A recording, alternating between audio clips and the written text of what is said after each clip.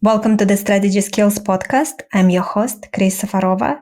And today we have with us James Kimmel Jr., who is a lawyer, a lecturer in psychiatry at the Yale School of Medicine, and the founder and co-director of the Yale Collaborative for Motive Control Studies, a breakthrough scholar and expert on revenge and forgiveness. James first identified compulsive revenge seeking as an addiction. James, welcome. Thanks very much for having me on your show, Chris. Appreciate it. Maybe we can start with what made you passionate about this particular topic? It's an unusual topic to dedicate your career to. Sure.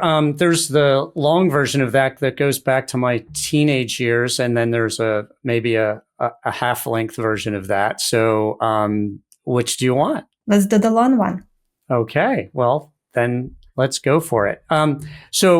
When I was a child, around 12 years old, my parents moved my brother and I, our family, to my great-grandfather's farm in central Pennsylvania. And the reason this is important is that, when we landed on the farm there, my dad was an insurance agent, not a farmer, but our farm was surrounded by, big farms, big dairy farms with lots of dairy cattle and lots of equipment and lots of kids. And I wanted to befriend them as I moved into that area and reached out to them, but they were not really having it. And I think that was in part because, their dads were up in the morning milking cows at maybe 4 or 5 a.m. And my dad was maybe getting out of bed around 8 or 9 and into his office by 10 wearing a suit. And so there was a difference there, and we really were outsiders for that group. As I got older in my teenage years, I really wanted to be part of them. My number one career goal at that time was to become a farmer, not a lawyer and not a researcher at Yale or anything else like that. I really liked and enjoyed that life. And so I was persistent and continued to try and befriend those guys. But they, when their shunning of me wasn't sufficient to deter me, they moved on to bullying, and that started with mean words and small forms of abuse, and then as we got older, that increased to more significant, but still reasonably mild levels of violence, like shoving and pushing or kicking and things like that. That is until one night, my folks and I were asleep at home, and we were awakened to the sound of a gunshot. And we lived on a one-lane country road, and we raced to our windows to see, what was going on. And I could see out my window a pickup truck owned by one of the guys who had been abusing and bullying me. And that pickup truck took off, down the road. So we looked around the house, didn't see any damage, fortunately, and we went back to bed. But the next morning, one of my jobs before going to school was to go out and take care of our animals. We had a small herd of Black Angus cattle, and we had some pigs and chickens. We also had a sweet beagle hunting dog named Paula. And when I went to her pen, I found her lying dead with a bullet hole in her head in a pool of blood. Which is pretty shocking, as you can imagine, for me, for my family. And it was, even more shocking to imagine that these guys who I merely wanted to befriend had, over the years come to this point of just brutality for no reason against an innocent creature. So my parents called the police, and they came and took a look. This was in the early 1980s. And there wasn't much that they were willing to do or thought they really should do. They thought it was a bad thing, and they were sad about it. They told us, we filed the report, and if it got worse, they would intervene, but probably not at this stage. So about 2 weeks passed, and I found myself home late at night. My parents were out.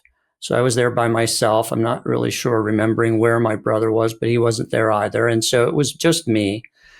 And, I heard a vehicle come to a stop in front of our house. Again, we lived on this one-lane country road. And when I got up to look out the window to see what was going on, there was a flash and an explosion. And that same pickup truck owned by one of these guys, took off through the smoke down the road and left our mangled mailbox in its wake behind. They had, put an M80 inside the mailbox and blew it up. And, with that explosion went, what was left of my self-control. I had been, abused by these guys for a long period of time. I'd never really confronted them, certainly hadn't retaliated against them to that point, but I wanted revenge now. And, growing up on a farm, I had been shooting guns since I was probably 8 years old. We had plenty of guns for hunting in the house, and I grabbed a loaded revolver and I jumped in my mother's car and I went off after them, screaming and shouting at the top of my lungs in rage at what they had been continuing to do. And I eventually caught up to them after driving at a pretty high rate of speed and cornered them on one of their farms up against a barn. And so at this point, it was, my car behind this pickup truck with my bright beams on, and there were 3 or 4 heads in the rear view window. And these guys started, climbing out of the truck and squinting back through my high beams to see who had just chased them down this long road into their farm. And what was clear to me at that moment was that they were unarmed as they got out of their truck, but they would have no way of knowing that I had a gun. And so it would be very easy to go through with what I wanted to do. And so I started to get out of the car and grab the gun and open the door. But then I had this flash of insight at the last second, very fortunately, and this insight was that the cost of getting the revenge I wanted was far more than I was willing to pay. And that is to say, obviously, if I would have to identify myself as a murderer for the rest of my life if I went and shot these guys. And I might go to jail for a very long period of time. I might be killed in the process. There's just no telling when something like that occurs. But it was just enough for me to reconsider and put the gun back down on the passenger seat and pull my leg back inside the car door and back down that road and go home. So it was a pretty intense moment of revenge seeking in which, my life pivoted on a matter of seconds. And I want to be clear, it wasn't that I had renounced revenge or the desire for it. It was just that it was more, it was more costly than I was willing to pay. But I knew that I wanted it in some way. I just wasn't willing to pay the price that I thought I'd have to pay to get it that way on that night. I'm so sorry you had to go through this. And your dog, it's just a terrible situation. And I'm very familiar with what it feels like because I had a similar situation. I'm sorry. We actually also had a dog that was killed. Oh. And I was punched in the face as a little girl. And my face was shoved into snow. I couldn't breathe, all kinds of things like that. I was constantly told, get out of Russia because I didn't have a Russian name. So I completely understand. This is very interesting. Why do you think children are generally can be so cruel in such a young age? Yeah, I think we have some answer for that now in terms of behavioral research, and I think neuroscience research and as well. And I talk about this at significant length in the book from different angles. But it seems pretty clear that the number one root motivation of bullying, so the reason bullies bully, research shows, is because they see themselves as victims of somebody or something themselves. So they're victims who have grievances of their own. perhaps, for instance, as an example, they may be abused at home by a parent or some older sibling, or some other relative. They may be abused by an older child at school, and so out of their perception, real or imagined, of victimization, they will want to retaliate just the way I wanted to retaliate after what they had done to me. And what we know about revenge, one of the many things we're learning, is that the target of revenge by no means must be the person who caused the original pain. It can be a proxy for that person. So, for instance, a kid who's been being bullied by, let's say, a parent or another adult in their life or older person, and therefore is unable to retaliate directly against that person because they might be seriously harmed or, I don't know, thrown out of their house. A lot of bad things could happen. So they still have the desire to retaliate. They just can't focus it on the original source of their pain. And so they'll choose a proxy, somebody who is more readily available, somebody that they can retaliate against much more safely.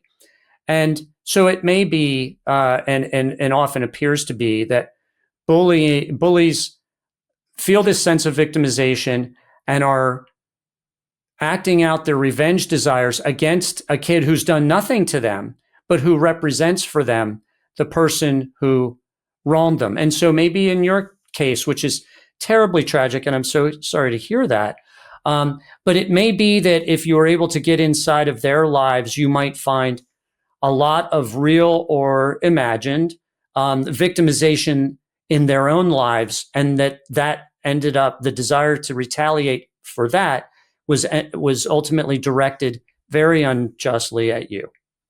So maybe they want to feel strong with somebody who they think is weaker than them. Well, it's probably more than just wanting to feel strong.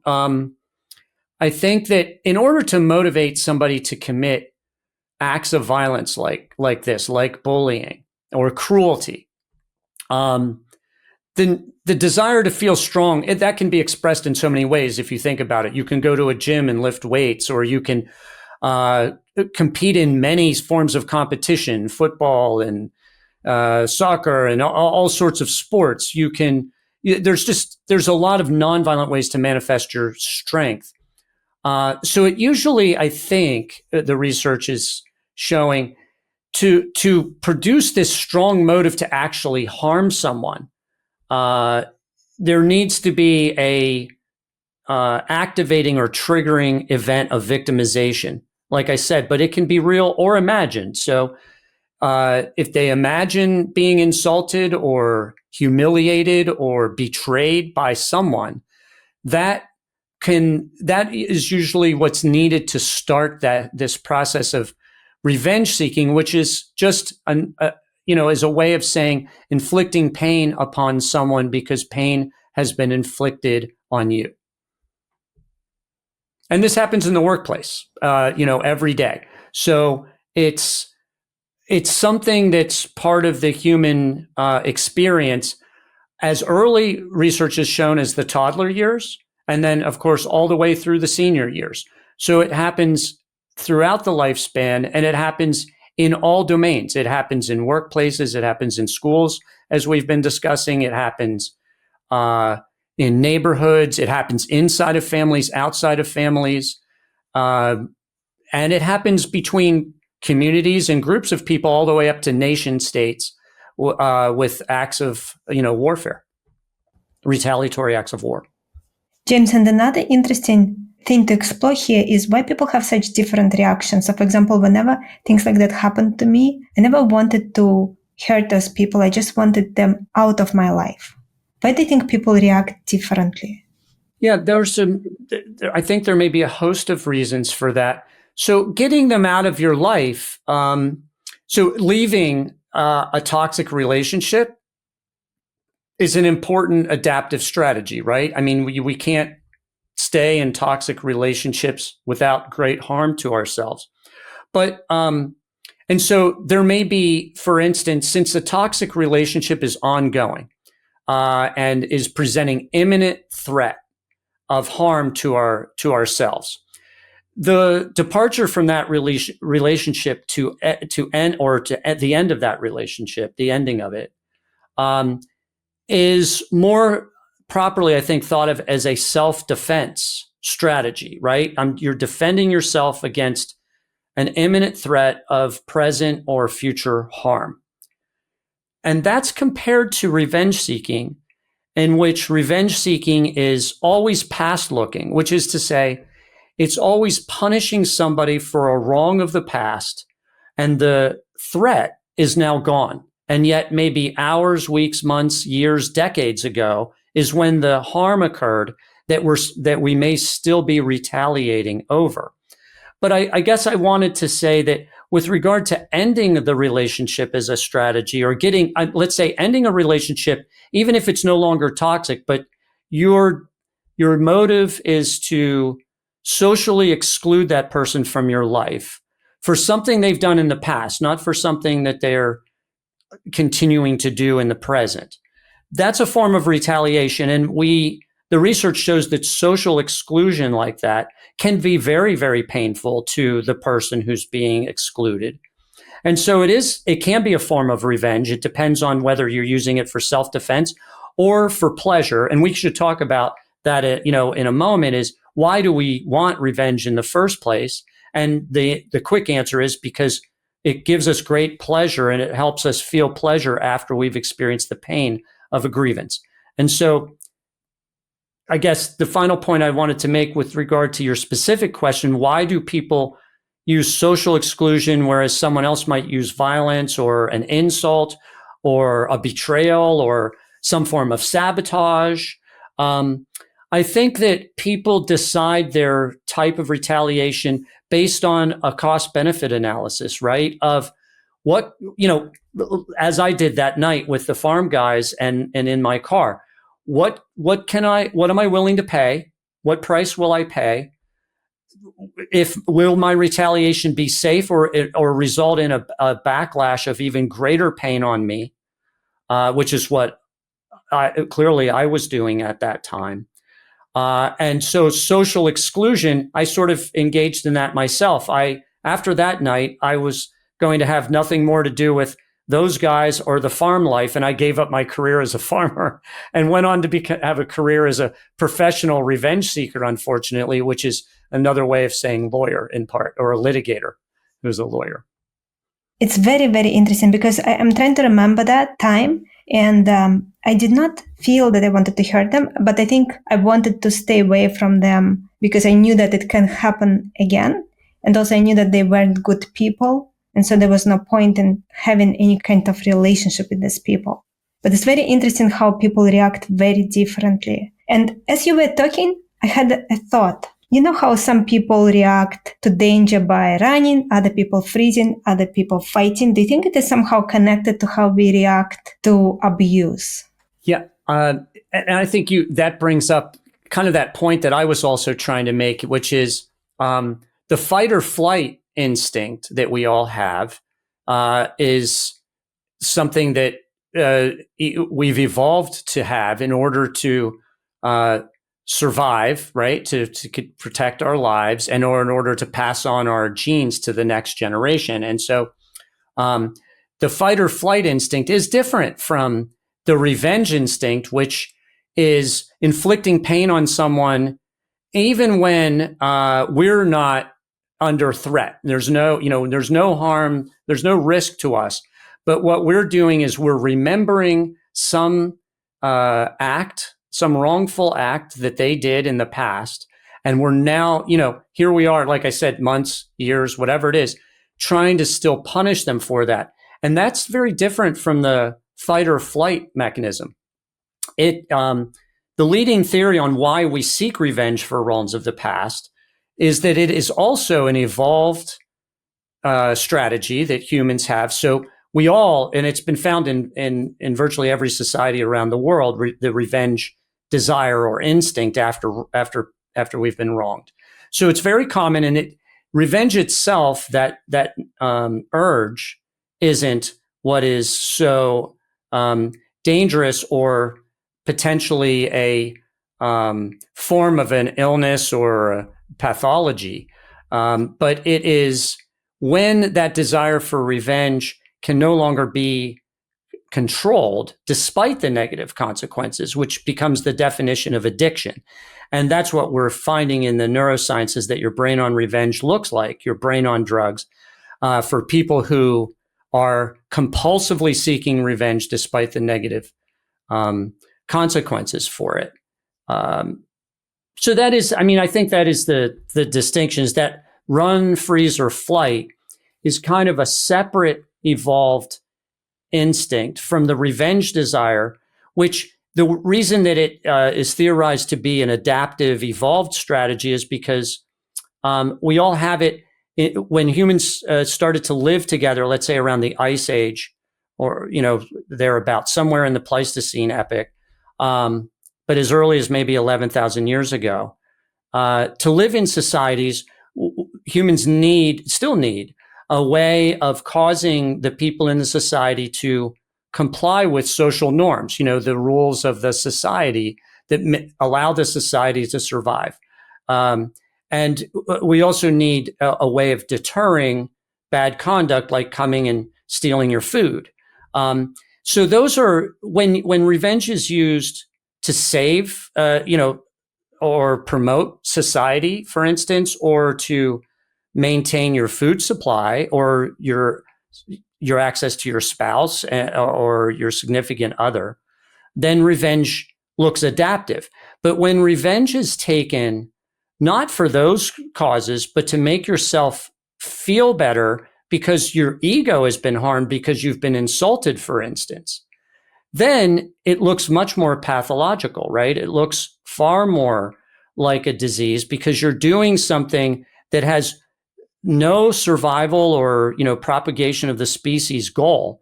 It's merely to maintain your own image of yourself, and people kill to maintain their own image of themselves. And we see this all the time. And I have many examples of this in the book itself, from common, intimate partner violence all the way up through totalitarian dictators like Hitler, Stalin, and Mao.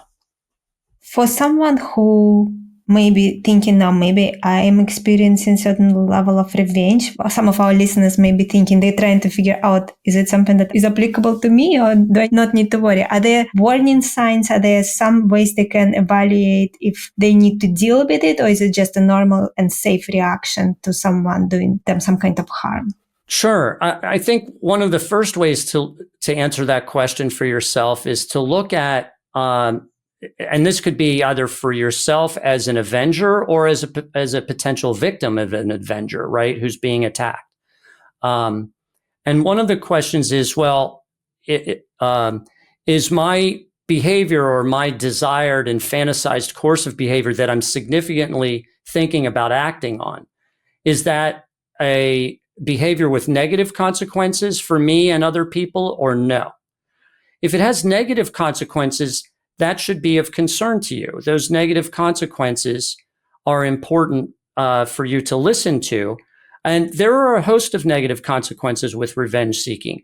The most prominent, maybe, or most common or most familiar, is probably the risk of backlash, retaliation against you, right? So your act of justice seeking in the form of revenge because you feel wronged upon someone triggers in them the instantaneous experience of being victimized and treated and treated unfairly, mistreated.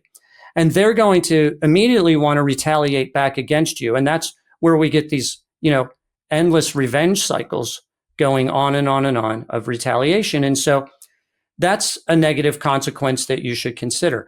Other negative consequences of revenge, if it's not violent revenge or if it's minimal violent revenge, that I think people overlook until it's too late, are, studies show that revenge seeking, it makes us feel really good for a very short period of time, just like drugs or narcotics. Revenge acts like a drug inside your mind. And you can think of it that way. And so you get this dopamine burst, this hit of dopamine when you simply fantasize about or go out and try and get revenge against someone, which is to say, punish them and cause them pain because, you feel like you've been victimized. That pain or that pleasure, though, which is your brain trying to overcome the pain of victimization, and it makes sense to do this, but it's short-lived. And afterward, people who have been studied after they've gotten revenge, it's been found that they experience higher levels of anger, not reduced levels of anger, higher levels of anxiety, not reduced levels of anxiety, depression and other sorts of undesirable feelings, as opposed to this instantaneous good dopamine high that you feel right afterward. And you can imagine, you're driving down the road and somebody cuts you off in traffic. And if you retaliate, you'll feel good right away. But then afterward, and it won't take long, you'll start to ruminate on these things. And you might feel some guilt for putting yourself in harm's way or other people in harm's way. You can feel increased anger for having gone through all of this. Self-doubts. All of those things are negative consequences of revenge seeking, and we should think about that. But on my website, I have a website. It's just jameskimmeljr.com. It's my personal website. There's a quiz. There's a 10-question quiz. It's free. It's kind of a fun quiz, but it will give you some information if you go and answer the 10 questions, and it tells you how to interpret the results. But it would give you some answers about your own level of revenge seeking in your life and whether or not it should be of concern to you. Now, it's not a diagnosis of anything. It's just for informational purposes, but I think it's useful for people if they want to kind of get a sense of where they might stand in revenge seeking. On the upper extreme end, my book and on another website that I maintain called savingcain.org, that's saving, the word SAVING, CAIN, like Cain and Abel Cain, savingcain.org, is a website that I created to help prevent mass murders and violence. And on that website, and in my book, The Science of Revenge, that we're here talking about in part, in that book as well, I include the warning signs of what I define as a revenge attack. Revenge attacks are like heart attacks, or should be treated like a heart attack, but we don't do that right now. And what I mean by this is, we all know if you're experiencing, pain in your left shoulder and shortness of breath, you ought to be pretty quickly thinking about calling 911 and getting medical help, because you might be experiencing a life-threatening illness. Well, there are similar types of signs. It's not pain in the left shoulder, but the signs are things like constant rumination over a grievance and inability to move past it, constant fantasizing about acts of violence in retaliation for that grievance, identifying a target, identifying or acquiring weapons, identifying a location in which to act out an act of revenge. When those types of signs accumulate, you ought to be thinking in this, or we all ought to, society ought to be thinking in the same way. Okay, that's a life-threatening medical emergency, no different from a heart attack. And you could call the 988, crisis hotline, or 911, or go to a hospital ER, or go to a police station. There are a lot of things that could be done to prevent an act of violence before it occurs, if we're aware enough to look for those signs. So that's another place that listeners can go to see. And if we think about workplace violence, if you're in a workplace where a coworker, or you're a supervisor and one of your subordinates, whatever it is, but you have a worker in the workplace who's just, seems to be unable to manage their grievances and their desire to retaliate. And they're expressing these thoughts, and it looks like it might be funny or it might be safe, but they regularly express it, and they express ideas like that they are acquiring weapons or things like that, those are signs that should be taken seriously, and that person should be offered help, and or the workplace needs to consider, mechanisms and ways for securing itself until that person has been evaluated and been shown to be okay and well. So that's a way. I mean, the workplace violence like that is, fortunately, murders aren't intensely common, but they're not rare either. They happen, and we should all be aware of these things. And if someone realizes they are the target of another person's revenge, what should they understand first about the psychology driving the attacker? How can they start understanding what is going on in this person's mind? That's a great question, and I think it's really helpful. I mean, probably the number one best way, in my view, to prevent retaliatory violence is to understand how the brain works. So let me just kind of go over that really quickly. So a grievance, a real or imagined sense of mistreatment, humiliation, betrayal, victimization of any sort, that activates this area of the brain called the anterior insula, which is the brain's pain network. So when you experience these forms of mistreatment or injustice, it's a real physical pain that your brain is experiencing. And your brain wants that pain to go away. And so it will try and balance the pain with some pleasure. And the way that the brain, we've now seen in brain scan after brain scan for people who have a grievance and are given the opportunity to retaliate, is that when you have this grievance, very shortly afterward, the pleasure and reward circuitry of the brain that activates for other addictions like narcotics addiction and gambling addiction, behavioral addictions, activates for revenge seeking. And so we begin pretty quickly to see that this area is called the nucleus accumbens, which is kind of the craving area of the brain, and the dorsal striatum, which is the habit formation part of the brain.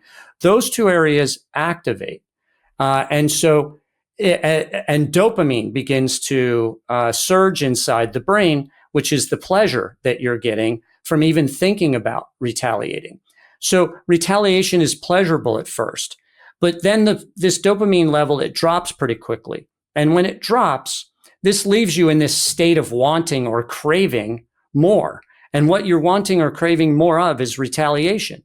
And so it begins driving people to the next step, which is committing an act of retaliation, which could be up through and including violence. And we know from other public health data, from law enforcement data and behavioral studies, that revenge seeking is the primary motivation for almost all forms of human violence, from intimate partner violence to street and gang violence to violent extremism, terrorism, and war. So that entire range is primarily motivated by some person or some group of people feeling mistreated.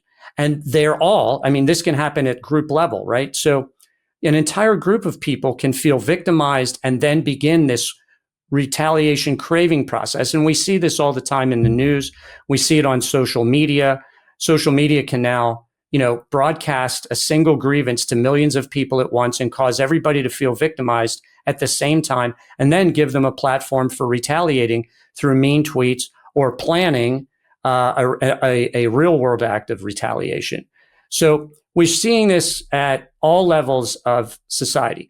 But that's what's going on. And then the last step of it is this area of the brain that's supposed to provide you with self-control, and that's the prefrontal cortex of your brain. And that part of your brain is the executive function center, and it's to enable you to make cost-benefit analyses. So it was apparently working for me the day that I, was sitting in the car with my hand on a gun with the farm guys. But for many other people, and I would just say anybody that has committed a violent act and is in jail, it wasn't working that day. And it was either inhibited or hijacked. And there are a variety of social and economic and other and psychological factors that go into this hijacking. But if one of those factors is a lifetime of revenge gratification and revenge pleasure that becomes habit forming, that can also be part of it. So that's the last step of the process. And if that prefrontal cortex does not stop you from engaging in an act of retaliation and you really crave it, then and we've seen this, we see it in the news. It doesn't matter how many laws there are that say we're going to have the capital punishment, and if you kill people, you're going to be put to death. We see people committing those crimes anyway. The threat of punishment is not sufficient to stop people from committing serious acts of violence. So a percentage of people. Now, for most of us, most of the time, it is sufficient, and it's helpful to have some sort of a threat. But for other people, it doesn't work. And unfortunately, the threat becomes the societal act of revenge seeking that can just continue on the habituation of revenge seeking. And so it would be better to come up with a new and different strategy for shutting down all of that circuitry. And there are two. One that I talk about at length in the book are addiction and prevention and treatment strategies. The same strategies we use for drug and alcohol addiction and tobacco and gambling addiction, those should be helpful in assisting people in controlling their revenge desires. And we can use them then as a way of preventing and treating violence, which is a really novel concept. Humanity up until this point, 5,000 years plus of recorded history, hasn't come up with a way to prevent or treat violence. And we may now have one as a result of this research in the book. The other way of doing that is called forgiveness. And I can talk about that separately, but I should probably stop and let you ask your questions. Thank you. I appreciate your in-depth answers.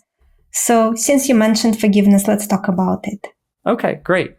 So this is the most exciting part of any discussion I ever have about revenge and revenge neuroscience is that the neuroscience of forgiveness is just as amazing as the neuroscience of revenge, showing us that your brain on revenge looks like your brain on drugs. Your brain on forgiveness is completely the opposite. So neuroscience studies show that if you simply imagine forgiving a grievance or a person who wronged you, you will immediately begin shutting down that pain network, that anterior insula that activated when you felt victimized and mistreated and treated unjustly. And so what's important about that realization is that with revenge, you get this temporary dopamine high. It covers up the pain for, minutes, an hour, 2 hours, something like that, but it doesn't last long. With forgiveness, on the other hand, it takes the pain away altogether. It's like the most amazing, we really need to think of forgiveness as a wonder drug because it actually takes away pain. It doesn't just cover it up. The second thing that it does besides shutting down that anterior insula is it also shuts down the pleasure and reward circuitry of addiction. So it also stops activation in that nucleus accumbens in the dorsal striatum area of addiction. And that's really important because it now is taking away these nagging cravings that we all feel, or nagging desires, if you don't like the word craving, to go and, plan some retaliatory event. And we can get caught up in this and it can really ruin lives. If you spend lots of your time thinking of how can I get back at or pay back or retaliate against somebody who's wronged me, and you that's starting to infect and ruin your present and your future and your ability to have success, either in your professional life, in business, or in your personal life, in any aspect of life. So forgiveness stops that ruminating, craving experience. And then the last thing that forgiveness has been shown to do in brain studies is it reactivates that prefrontal cortex, that executive function and self-control circuitry. So now you're suddenly able, once you forgive, to see the whole circumstance more clearly and to make great decisions for yourself that don't involve negative consequences. and to be able to more clearly weigh the cost and benefit of different types of decisions and actions. So I think, forgiveness is sort of this human superpower, this human wonder drug think about it. You're hardwired to do it. It's right inside your head. You don't need a doctor. You don't need a prescription. You don't have to pay anything for it. You can use it as often as you want. It's there all the time. It really is quite a beneficial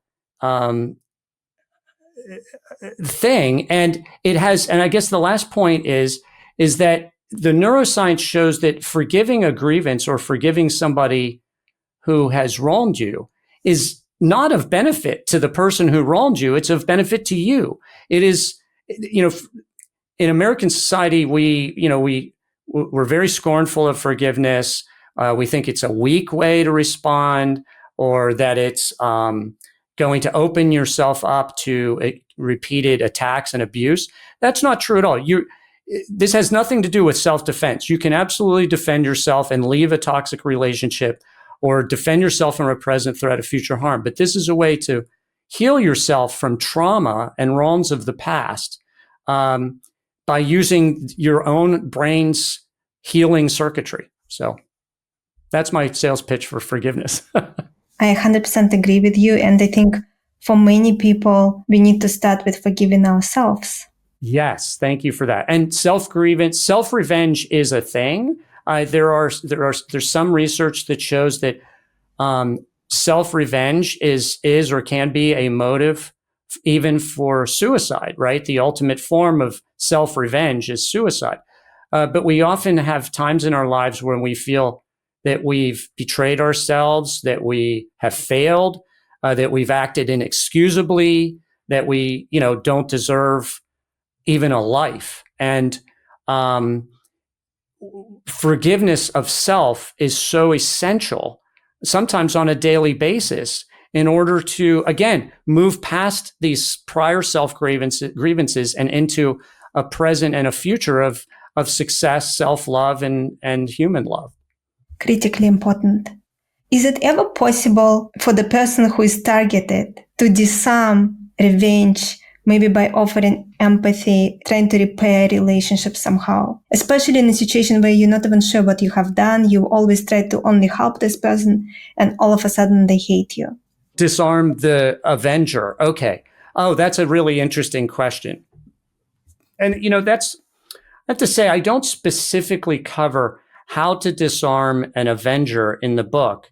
And now that you bring this up, and that book took me 20 years, and yet I feel like that's a really great and keen question that I wish I had included at least a little section about. Well, I'm going to say a couple of things.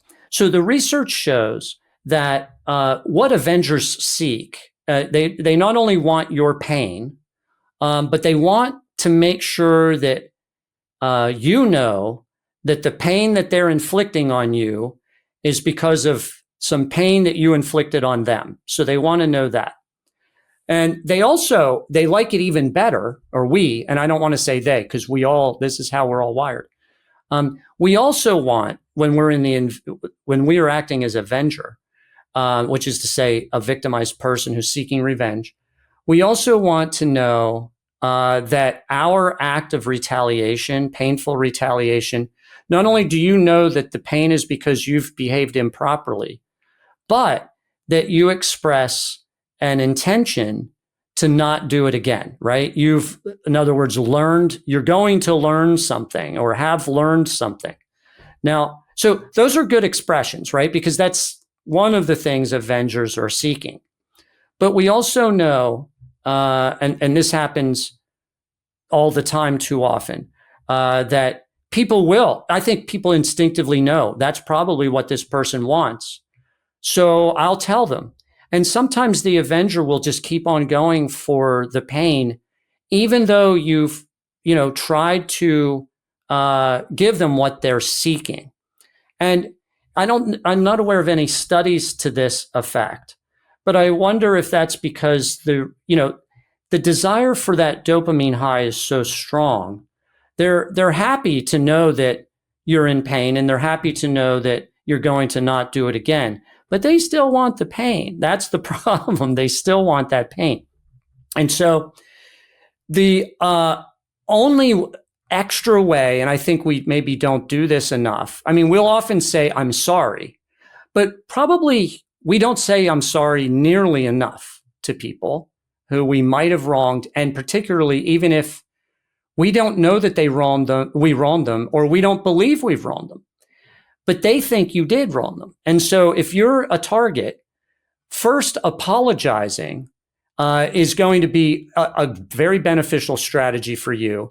But more than just, hey, I'm sorry, but like what trauma doctors will say is that victims of trauma, in order to get over their psychological pain, and why it takes so long to do, is because they rarely ever get somebody who acknowledges that they've been wronged and who expresses some form or desire to be accountable for what they've done. They'll express,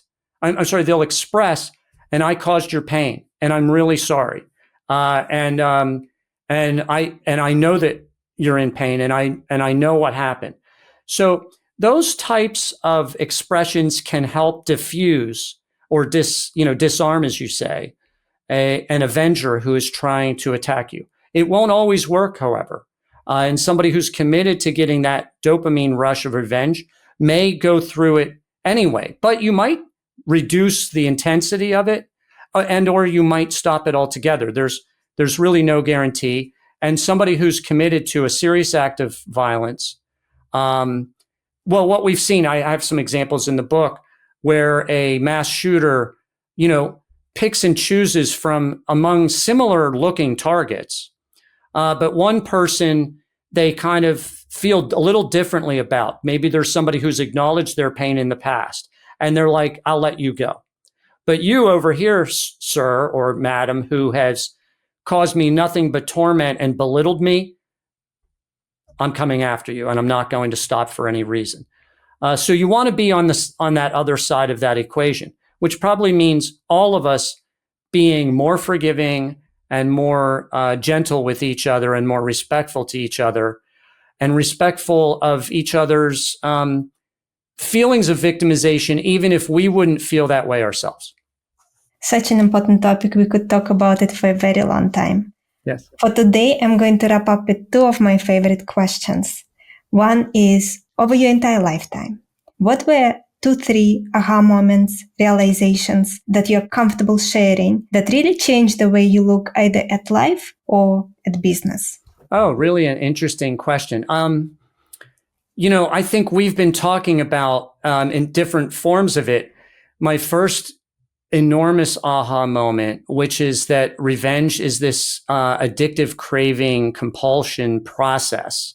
And that changed my life in many ways because and we didn't talk about it very much, but I moved on from being a teenager to being a lawyer and a litigator because I found out that lawyers get paid a lot of money to sell revenge to people, and lawyers have the only license in society to prescribe, manufacture, and distribute legalized revenge under the brand name justice, right? In the way that doctors prescribe opioids, they just call it, OxyContin, and it's okay. But if you call it heroin, it's not okay. And so both of these professions have sort of this dark side to them. And I was caught up in my dark side in my profession of the law quite severely, and it was ruining my life. I did it for about 20 years as a litigator. And although I was good at it and I felt great dopamine rushes in every case that I handled, it also leaked over into and contaminated my personal life. And I was kind of an avenger with my family and friends and things. And so what I would say is that that insight that I might be a revenge addict, which I think I am, but I'm a recovering revenge addict now, critical insight.